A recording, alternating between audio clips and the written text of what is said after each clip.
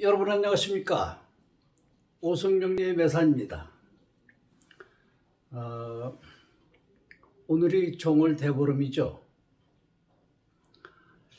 그전에는 정월 초하루보다도 그 대보름을 더 큰 명절로 지냈습니다만 요즘 코로나니 뭐니 해가지고 뭐 화재 위험성이 있다고 해서 그 달집 불태우기도 안 하고 점점 우리나라의 고유 명절이 사라지는 것 같아서 좀 아쉬움과 쓸쓸함이 남아 있습니다.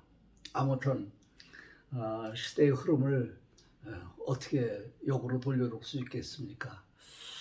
순리에 맡겨야 되겠죠. 오늘은 먼저 여러분들과 말씀드리기 전에 지난 시간에 그 강약 왕세에 대해서 말씀드릴 적에 그 왕에 대한 말씀드리면서 잘못 표현한 말씀이 있어서 정정부터 먼저 해드리겠습니다. 왕쇠에서 왕이라는 것은 그 왕상 효수사를 줄인 말인데 지난번에 말씀드릴 적에 생황사절의 줄임말이라고 이렇게 말씀을 제가 잘못 드린 적이 있습니다. 이걸 정정해 드리고 여러분들이 사고 없으시길 바랍니다. 왕쇠는 왕상휴수사의 줄임말이다. 이렇게 여러분들 알고 계시면 되겠고요. 오늘은 강의를 여태까지 쭉 해봤던 것을 한번 이렇게 되돌아보면서 실명을 가지고 어떻게 우리가 사주풀이를 하는가 하는 문제를 좀 알아보도록 하겠습니다. 자, 먼저 칠판을 여러분들 보실까요?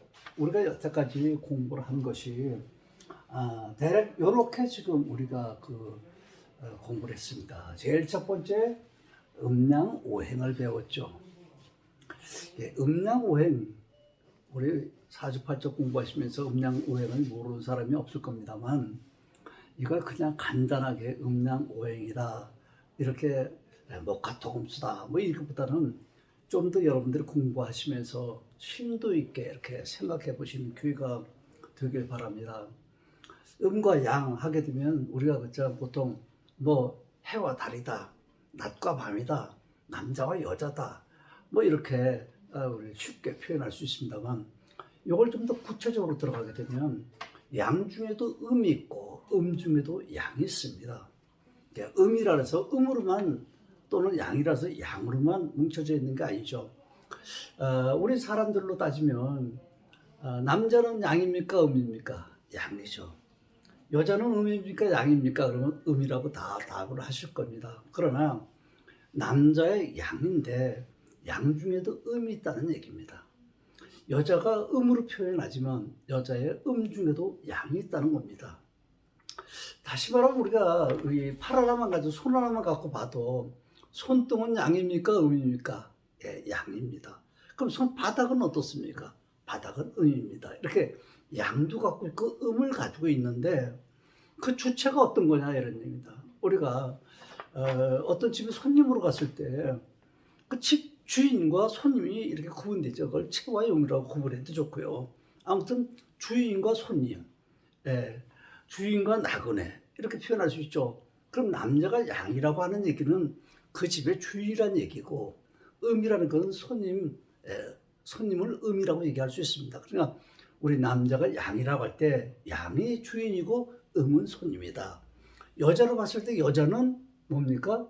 음이죠. 그러니까 음의 주인이고 양은 손님이다. 이렇게 생각하시면 되겠습니다. 아무튼 음양을 공부할 적에도 상대성이 있기 때문에 반드시 음 중에도 양이 있고 양 중에도 음이 있다는 것을 여러분들 머릿속에 기억에 넣으시고 팔자를 보시면 좋겠습니다. 다음에 오행입니다. 오행하면 여러분들 다 아시다시피 목화토금수죠. 목화토금수가 그냥 목은 나무가 아니라고 말씀드렸습니다. 이 목성이 가장 나무의 성질과 근접해 있기 때문에 우리가 그걸 목이라고 하는 거지 목이 나무가 아니다고 말씀드렸습니다. 이 목 중에도 오행 성분이 다 들어있습니다. 예를 들면 나무가 있다. 그 나무 뿌리는 뭡니까? 뿌리는 물에 속하니까 수에 속합니다. 그럼 가지나 열매는 어떻습니까? 열매는 금에 속한 거죠. 예, 이렇게 꽃은 뭡니까? 화에 속합니다. 이렇게 하나의 나무 목에도 이렇게 오행 성분이 다 들어있다고 하는 얘기를 먼저 여러분들이 기억하셔야 되겠습니다.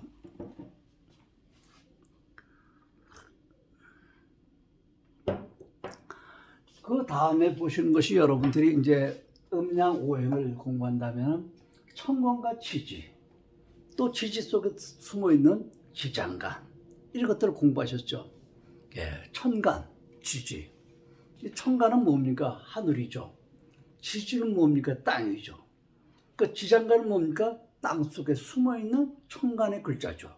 네, 천, 지, 또 지장간, 이런 것들을 여러분들 공부하셨을 겁니다. 이렇게 천간과 지지를 공부하게 되면 그 다음에 뭘 공부합니까? 육식갑자를 공부하게 되죠. 갑자, 을축, 병현, 정명, 무진기, 서버 이런 거 여러분들이 다 아실 겁니다. 이렇게 갑자부터 계획까지 육식갑자가 한 바퀴 도는데 얼마나 걸린다고요? 시간이 60년이 걸린다고 그랬죠. 그래서 일갑자가 한 바퀴 돌아서 우리가 다시 갑자를 맞이할 때 환갑이 왔다. 그래서 옛날에는 환갑을 못 살았죠. 그래서 환갑만 살아도 오래 살았다고 축하한다고 환갑잔치 됐습니다만 요즘 기본이 80이니까 뭐 환갑잔치 하는 거 보기가 힘듭니다. 아무튼 이렇게 육식갑자를 공부하다 보면 여러분들이 이 육식갑자 중에 하나가 들어있죠. 뭡니까? 자, 어떤 사람은 갑자 일주가 될 것이고 어떤 사람은 을축 일주가 될 것이고요. 이렇게 육식갑자 중에 하나를 우리가 여러분들 일주라고 해서 또 일주론을 또 공부를 하죠. 네, 일주론. 네, 일주론 해서 일주론 중에서도 간을 가지고 얘기를 하죠. 일간이 뭐냐? 일간이 갑이다. 그 갑이라는 건 나무죠. 그 갑이란 나무와 지지의 인은 어떻게 또 다른가? 네, 갑과 인이 다른 점. 여러분들이 한번 생각해 볼까요? 한번 봅시다. 자, 여기 갑이라는 글자가 있습니다. 목이죠. 네. 여기 또 뭡니까? 지지에는 인이라는 글자가 있습니다. 그 갑과 인이 같은 나무인데 어떻게 다를까요? 네, 다른 것은 이 갑의 글자는 하늘의 글자요, 요거는 땅의 글자입니다. 그 하늘의 글자와 땅의 글자가 어떻게 같은 나무인데 다르냐? 갑은 하나의 나무의 성분들만 있지만 이는 땅의 글자는 이것이 이제 장간이라고 해서 하나의 성분만 가지고 있지 않죠. 이렇게 이제 토의 글자도 있고 화의 글자도 있고 나무의 글자, 간목의 나무 글자도 이렇게 여러 가지 복합되어 있는 거죠. 그래서 이거 인을 갖다 땅의 글자를 뭐라 하냐? 그릇이라고 그러죠. 기물이라고. 네. 기물이라고 하는 건 그릇이란 뜻이죠. 네. 인이라는 그릇에 이런 글자가 담겨 있다. 하늘의 천간의 글자가 담겨 있다. 그래서 우리가 기물이라고 합니다. 그러니까 간목과 인목이 다 같은 나무면서도 이렇게 다른 점이 있죠. 그래서 우리가 이걸 흔히 얘기할 때 간목은 남자를 비하면 남자고 인목은 여자다. 하늘은 남자고 땅은 여자다. 그러죠. 그럼 하늘의 글자는 간목 하나만 있으면 단순하죠. 남자는 단순하죠. 여자는 어떻습니까? 복잡하죠. 구조 자체가 복잡하고 생각이 복잡하고 그렇습니다. 그래서 남자와 여자를 표현할 때도 간목은 단순한 남자를 표현하지만 인목은 여자로서 구조가 복잡하다. 또 이렇게도 우리 얘기합니다. 아무튼 이렇게 천간과 지지 이렇게 또 나눠서 지장간까지도 우리가 다 배웠습니다. 자, 이렇게 지장간까지 다 배웠었죠. 그다음에 이제 우리가 그 다음에 이렇게 육신, 그다음에 육신 이런 거 있죠. 우리가 이제 천간 10개와 지지 12개를 배울 때 천간의 글자를 우리가 또 짐승으로 표현하죠. 우리가 일간을 그 사람의 성격을 또 그 사람의 정체성을 알기 위해서 일간을 주로 사용하는데 그 일간을 우리가 짐승에다가 비유해서도 또 보죠. 예를 든다면 우리가 어떻습니까? 간목은 뭐죠? 간목을 우리가 여우라 그러죠.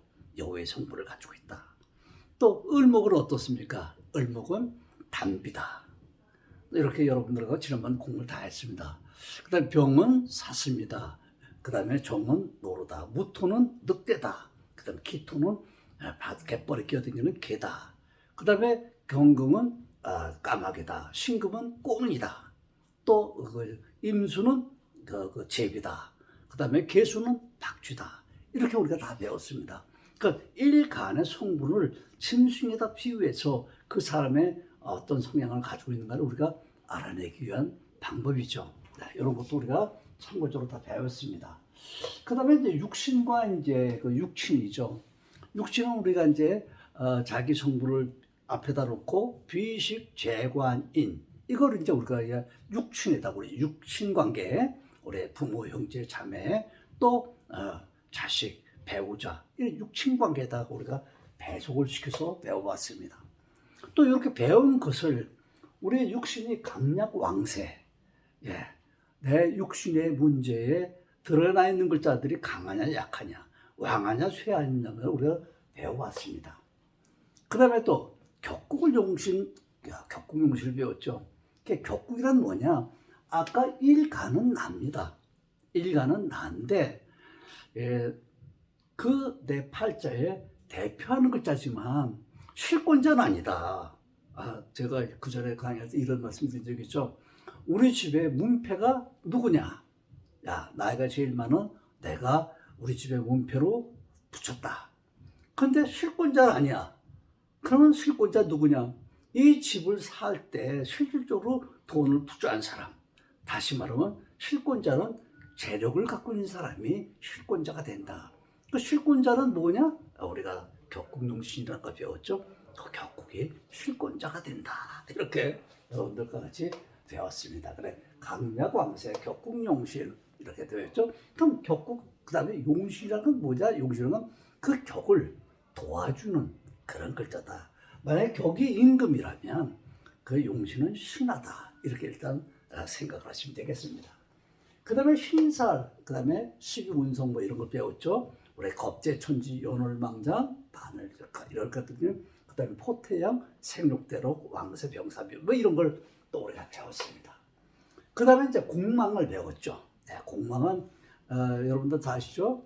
비고망했다, 허무하다 뭐 이런 거죠. 공망하는 거 한번 잠깐 볼까요? 우리가 이제 예를 들면 요 사람의 일주 같은 거, 일주 공망을 볼 때 술에서 경이 출발한다. 술은 어디죠? 여기죠. 여기가 술입니다. 술에서 경신, 임계, 가불 이렇게 보는 것이 임묘의 자리입니다. 그래서 이 사람의 공망은 임묘가 공망이다. 그럼 임묘가 육신상으로 뭐냐? 재성이다. 그러면 재성이 공망이 되는 거죠. 이렇게 공망을 배웠습니다. 그 다음에 이제 여러분들이 아직 허신에 대해서는 잘 많이 배우시지 못하실 거지만 여러분들이 허신이라는 말은 들어봤습니다. 또 허자라고도 그러죠. 허신, 허자, 또 인합자 뭐 이런 건데 있는데 보이지 않는 겁니다. 있는데 보이지 않는다. 이게 무슨 말입니까? 우리 지장가도 사실은 있는데 보이지 않는 숨어 있다 그래서 숨어 있다서 지장가이지만 지장가라고 이 허신이 좀 다른 것이 예를 들어서 어떤 사람이 경이라는 글자가 있다. 그럼 경 뒤에는 뭐가 있다? 을이 있다는 얘기입니다. 병이 있다면 신이 있다는 얘기입니다. 우리가 좀 더 쉽게 설명드리면 지금 낮입니다. 낮이니까 햇빛이 떴겠죠? 그럼 달이 있습니까? 없습니까? 달은 보이진 않지만 있습니다. 어디에? 저 뒤편에 있죠. 이걸 갖다 이제 우리가 허신이라고 합니다. 이 허신의 문제는 아직 본격적으로 다루지 않았기 때문에 이렇게 뒤에 숨어 있는 글자가 있다, 보이지 않는 글자가 있다 하는 정도로만 여러분들이 참고를 하시고요. 예를 들자면 여기 갑이라는 글자가 5월에 있습니다. 그럼 갑 뒤에는 뭐가 있습니까? 합하는 기라는 글자가 있다는 얘기죠. 네, 요 계라면 무라는 글자가 있다는 얘기입니다. 이렇게 보이지 않는 글자, 이렇게 이런 것도 허신이라고 한다. 그 다음에 이제 형충회합, 파해, 원준이다, 균은이다 이런 얘기를 다 들어보셨죠? 네, 이런 글자들은 음양 오행서부터 형충회합의 이 팔자에 들어있는 글자를 전부 다 뭐라면 체라 그러죠. 체, 가지고 있는 겁니다. 태어날 때부터 가지고 나오는 거죠. 네, 근데 이 체는 정물이라 그러죠. 움직이지 않고 있습니다. 그래, 움직이는 글자를 우리가 동물이라고, 움직이지 않는 문제를 정물이라고 하죠. 이렇게 내 팔자는 정물로 태어났지만 바깥에서 들어오는 글자가, 다시 말하면 세운에서 1년씩 오는 것이 나한테 동하게 글자, 내 팔자를 동하게 만드는 거죠. 이 팔자가 동하지 않으면 죽은 사람이죠. 팔자가 동하는 겁니다. 그래서 오늘은 이렇게 여태까지 배운 이 틀에 놓고 이 지금 그러니까 건명이죠. 이 사람은 건명의 한 남자의 우리 손님이 왔었는데요. 그 손님의 명을 가지고 한번 이 기준을 들어가면서 한번 팔자를 풀이해 나가도록 해보겠습니다. 자, 이 사람은 계묘년에 태어나서 갑자월에 태어나고 경술일에 을유시에 태어난 사람입니다. 자, 그렇다면 이 순서, 이 팔자를 보는 순서가 어떻게 할 것이냐. 먼저 이렇게 팔자를 우리가 음양오행에서 봤지 않습니까? 자, 음양오행이면 여기는 음과 양이 다 분리가 되어 있죠. 그 다음에 천간과 지장간에 본다 그랬죠? 그럼 천간과 지장간, 천간은 이렇게 있죠. 요걸 천이고 요건 지입니다. 이렇게 여러분들이 팔자를 펴놓고 봤을 때 나를 기준으로 해서 옆에 있는 글자가, 다시 말하면 천간에 드러나 있는 글자가 어떤 글자인가를 여러분들이 먼저 모르셨으십시오. 이 드러나 있는 글자가 내 삶의 아주 중요한 요소의 글자입니다. 내가 살아가는데 아주 중요한 그런 요소가 바로 이 나를 기준해서 옆에 떠 있는 이 천간의 글자가 내 삶에 아주 중요한 역할을 하는 그런 글자다. 그렇게 생각하시면 된다. 그러면 이 중요한 글자가 어떤 육신이 되어 있는가를 한번 알아보도록 하죠. 이 남자의 글자입니다. 자, 이 글자가 금의 글자입니다. 자, 경금의 글자니까 여기서 경금을 먼저 이렇게 집어넣습니다. 금수, 목, 화, 토. 이렇게 여러분들이 동그라미를 놓고 쳐보면 금방 육신이 튀어나올 수 있죠. 자, 그러면 이 천간에 튀어나와 있는 글자가 간목과 을목입니다. 간목과 을목이 요거죠. 이 자리가 무슨 자리입니까? 재성의 자리입니다. 돈의 글자죠. 네. 건강의 글자죠. 네. 육신상으로는 아버지의 자리죠. 이렇게 여러분들이 금방 알 수 있겠죠. 자, 그 다음에 개수가 떠 있습니다. 개수는 어디입니까? 여기죠. 밥 먹는 일자리죠. 밥 먹는 일자리입니다. 이렇게 개수가 떠 있습니다. 자, 그런데 이렇게 이제 육신상으로 나한테 천간에 드러나 있는 글자가 재물과 밥 먹는 일자리가 떠 있다는 얘기는 이 사람은 살아가면서 뭡니까? 안전하서나 돈입니다. 돈에 대한 생각이 아주 많이 가지고 사는 사람입니다. 그 돈은 어디서? 일자리를 통해서 얻는 겁니다. 투기나 투자를 해서 이렇게 일의 황금을 이런 천금을 노리는 그런 사람이 아닙니다. 이렇게 일을 통해서 얻어지는 재화를 항상 추구하는 사람이다. 이렇게 생각하시면 됩니다. 자, 그 다음에 이렇다면 이렇게 중요한 글자가 이렇게 강약왕세에 강약한가, 뿌리가 있는가 없는가, 힘이 있는가 없는가를 보자는 얘기입니다. 자, 그럼 연서부터 볼까요? 개입니다. 개는 상관의 글자죠. 요 글자는 상관의 글자니까 뿌리가 있나 없나를 보니까, 자, 연에는 없습니다. 월에 가장 중요한 자리에, 요 자리에 월지, 계절을 얻었다 그러죠. 월령을 얻었다 그러죠. 그러니까 요거는 아주 강하죠. 뿌리를 내렸으니까. 자, 그 다음에 간목은 어떻습니까? 간목은 묘에 뿌리를 내렸죠. 다른 데는 뿌리가 없습니다. 근데 이것도 강하죠. 뿌리 한 군데만 내리고 있으면 강하다고 얘기한다고 그랬습니다. 그러니까 자, 계수 상관도 뿌리가 내렸으니까 강하다.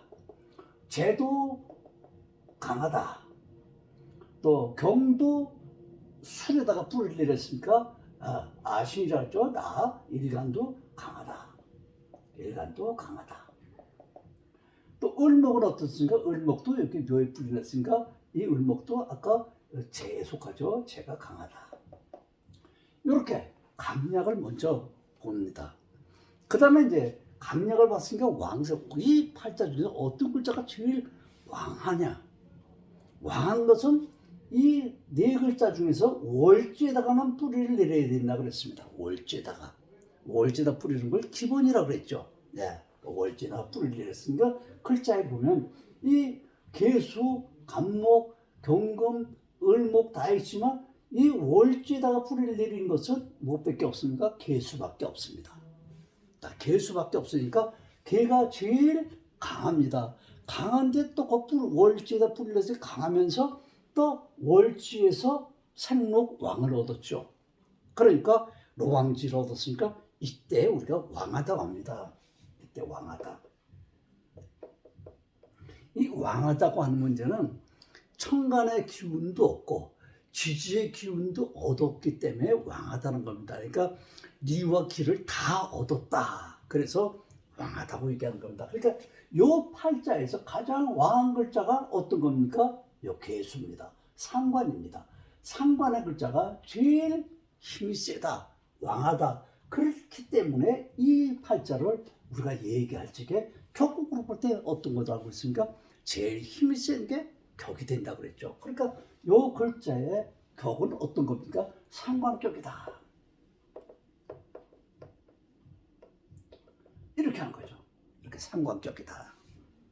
그러면 요 옆에 또 용신이라는 글자, 그럼 상관격일 때 용신은 어떤 글자가 용신이냐? 이 상관은 우리가 순형의 격국과 역용의 격국을 얘기했죠. 순형의 격국입니까? 역용의 격국입니까? 역용의 격국이죠. 그러니까 순형의 격국은 어떤 거 있습니까?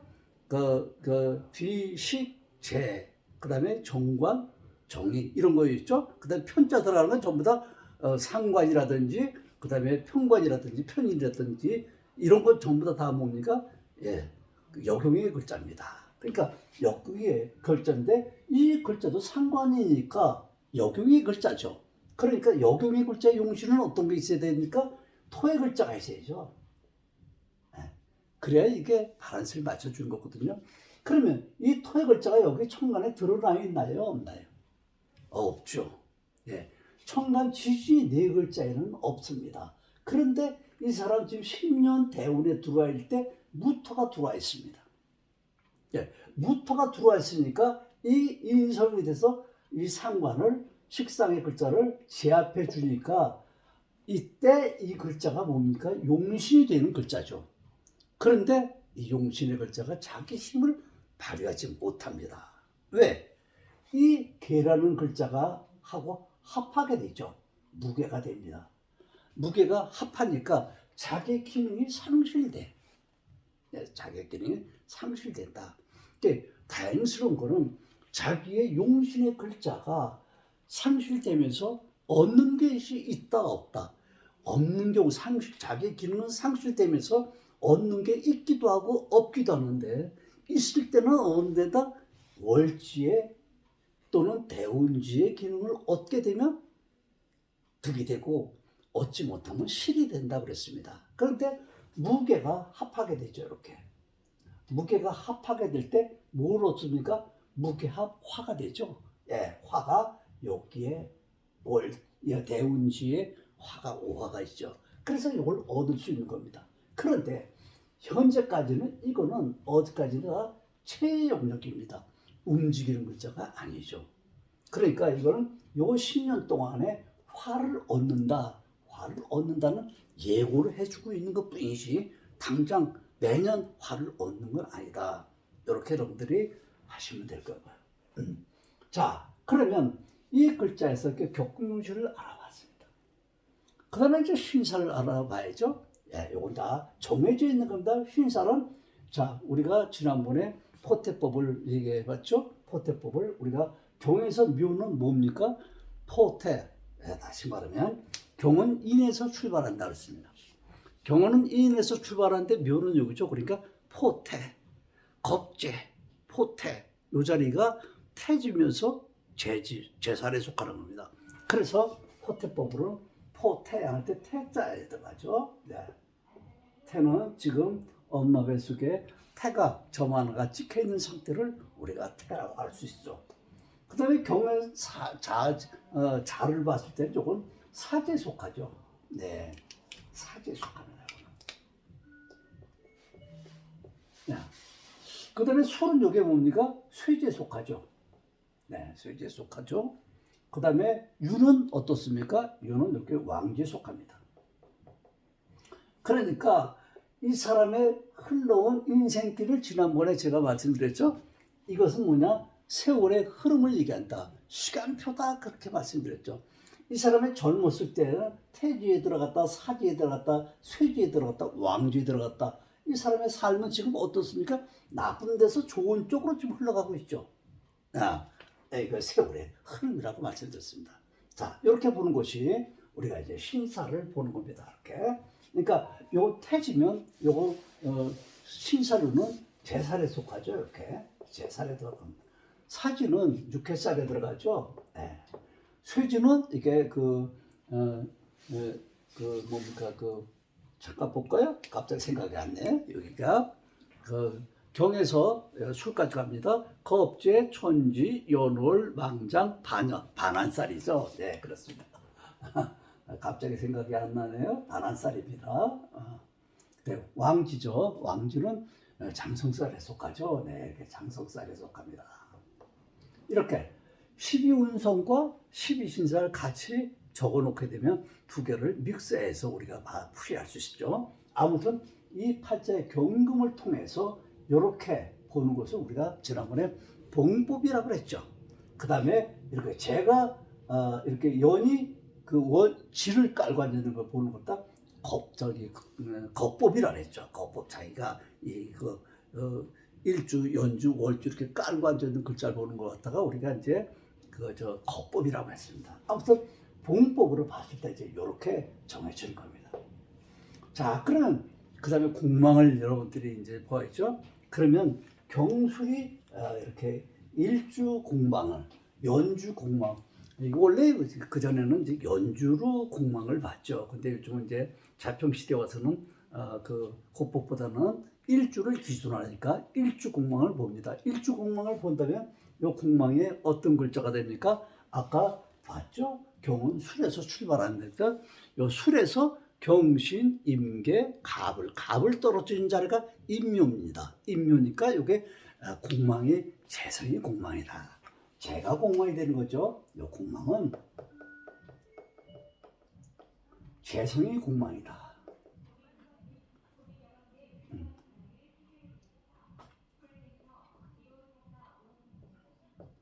재성이 공망이다.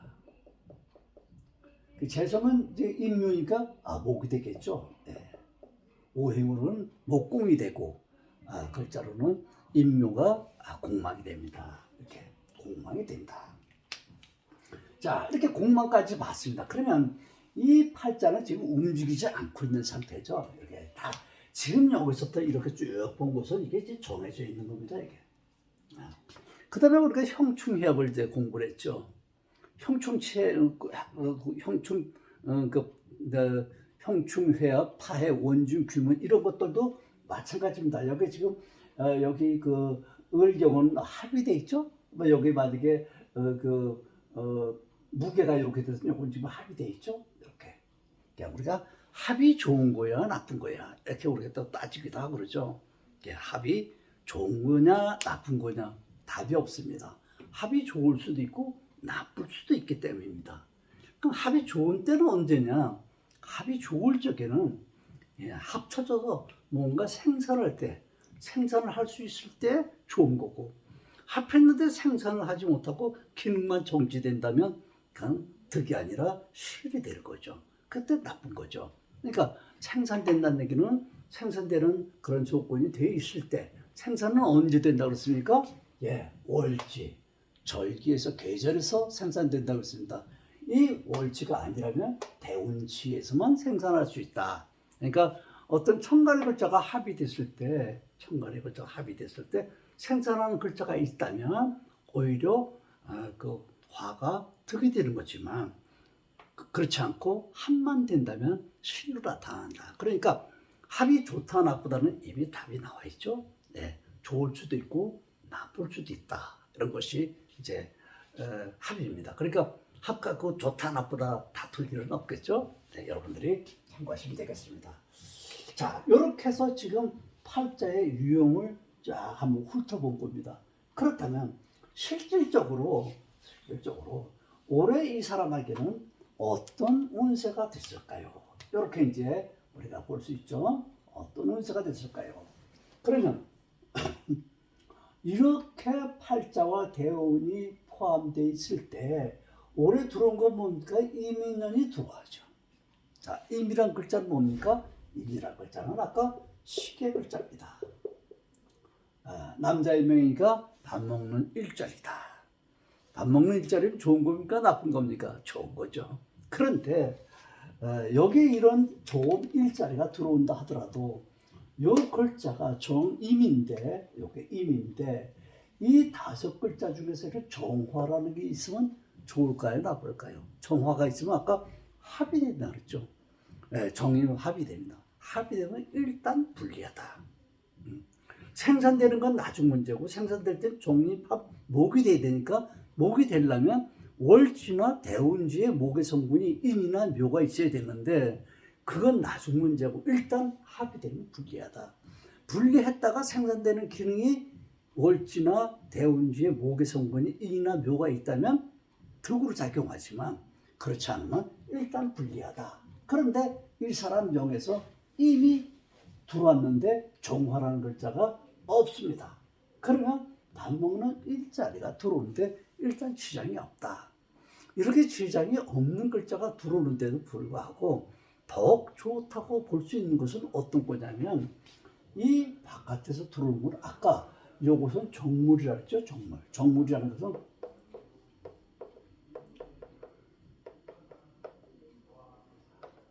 움직이지 않는 거죠. 근데 지금 바깥에서 들어오는 건 이게 동물입니다. 네. 움직이는 글자입니다.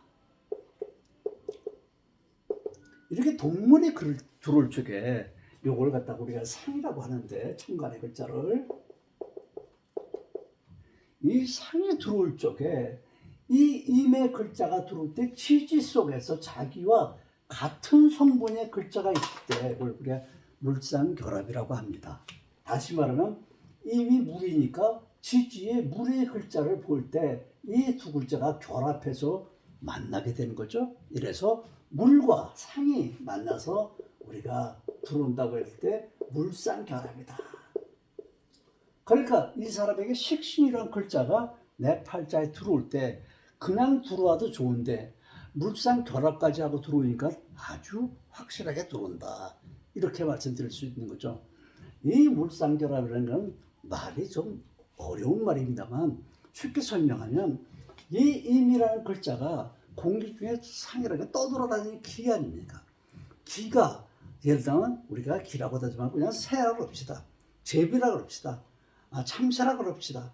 새가 지나가다 아무 때나 앉고 싶어서 앉는 게 아닙니다. 자기가 앉고 싶은 자리가 있어. 앉고 싶은 자리가 어떤 자리가 있습니까?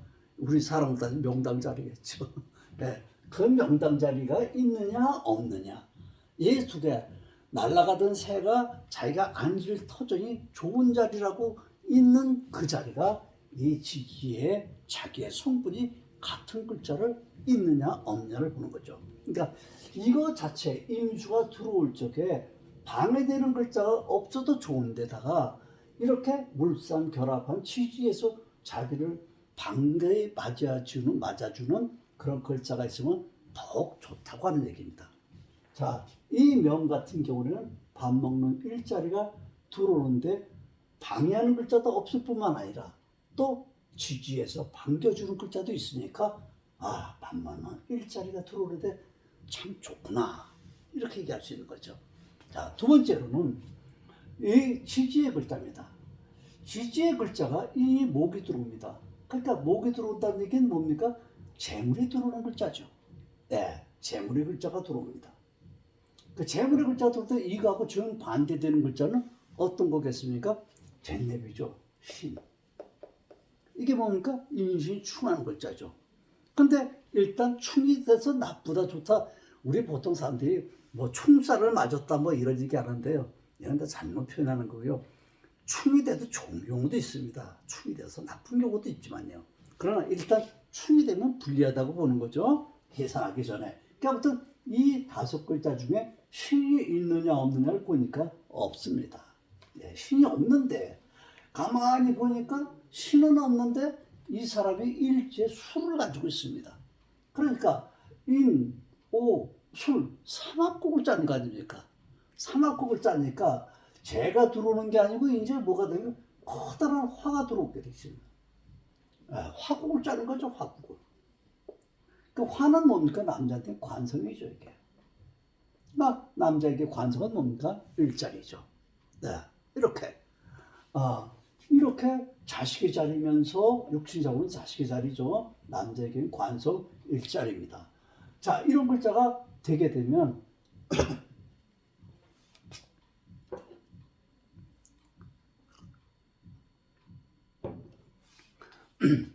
이렇게 화국을 짓게 되면 이 지금 지난 시간에 그 평형을 얘기한 적이 있는데요. 이 평형이 무너집니다. 균형이 무너지는 거죠. 그럼 이쪽이 엄청 무거워서 지금 내려앉는 거죠. 그러니까 이렇게 될 적에는 전도 현상이라고 하는 것이 일어날 수가 있죠. 기울어지니까. 그럴 적에 이 천간에 드러나 있는 글자들이 뿌리가 있는가를 보는 겁니다. 이때 천간에 드러나 있는 글자가 뿌리가 없어지면 엄청 곤욕을 치르는 거죠. 그러면 뿌리를 한번 보도록 하겠습니다. 자, 개수가 아까 여기 뿌리가 있다고 했습니다. 그러니까 개수는 관계없죠. 근데 간목이 있습니다. 간목은 어떻습니까? 묘에 뿌리를 내리고 있다고 했죠. 묘가 아직 살아있습니다. 그러니까 간목도 뿌리가 있죠. 근데 이 인목은 뿌리가 처음에 들어왔을 때는 목으로 들어왔지만 이제 화로 변했기 때문에 인목은 뿌리가 없는 겁니다. 묘에 간목과 을목이가 뿌리를 내리고 있습니다. 그러니까 이 사람이 화국을 지어서 커다란 균형이 무너졌는데도 불구하고 커다랗게 손실되는 게 없다는 얘기가 되죠. 이렇게 커다란 손실되는 게 없으면 그 다음에 이 화는 뭐를 만든다? 이렇게 인성을 생산하게 되죠. 그 인성을 생산한다는 게 뭡니까? 이 사람의 문소운이 있다든지 시험을 보면 합격운이 있다든지 이런 문소운이 있다는 얘기가 됩니다. 그러니까 부동산을 이 사람이 직업을 갖는다든지 또 거기에 따르는 문서하고 관계되는 문제 전부 다 좋은 것으로 나타날 수 있다. 이렇게 얘기될 수 있는 겁니다. 이렇게 여러분들이 팔자를 보는 것은 이런 식으로 이렇게 잠깐 보는 걸 연습하시면 그렇게 어렵지가 않습니다. 복잡하게 많이 나열할 수도 있습니다만 이것 빼고 저것 빼고 다 빼서 이렇게 간단하게 여러분들이 팔자를 이런 순서에 의해서 본다면 커다란 문제가 없을 겁니다. 물론 이런 같은 글자는 화국을 짓기 때문에 간단합니다만 여기 신이 있다면 충이 일어나서 또 여러 가지 또 형이 있다면 또 사명 같은 게 있다면 또 이렇게 복잡하게 얽히고 설리고 이런 문제가 생깁니다만 결론은 지난번에도 말씀드린 적이 있습니다만 천간에 하늘의 글자가 그 결정적인 걸 대변한다. 좋다, 나쁘다 한마디로 얘기할 적에는 여기다가 방점을 집을 수가 있다.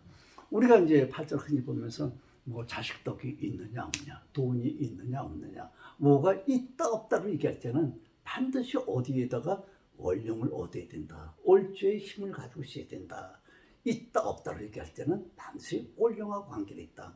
자식이 잘 되는 거하고 자식이 덕을 보는 거하고 다르다 그랬죠. 덕이 있다 없다. 자식이 잘 된다, 잘 못 된다는 전혀 다른 문제입니다. 자식이 잘 돼도 자식 덕이 없는 경우도 있고요. 이렇게 덕이 있다 없다는 월지에서 관계되는 거다. 오늘 시간이 좀 많이 갔네요. 오늘 여기까지 하고 다음 시간부터는 우리가 신인명을 가지고 자꾸만 이렇게 하나하나 연습해 보도록 하겠습니다. 여러분 감사합니다. 안녕히 계십시오.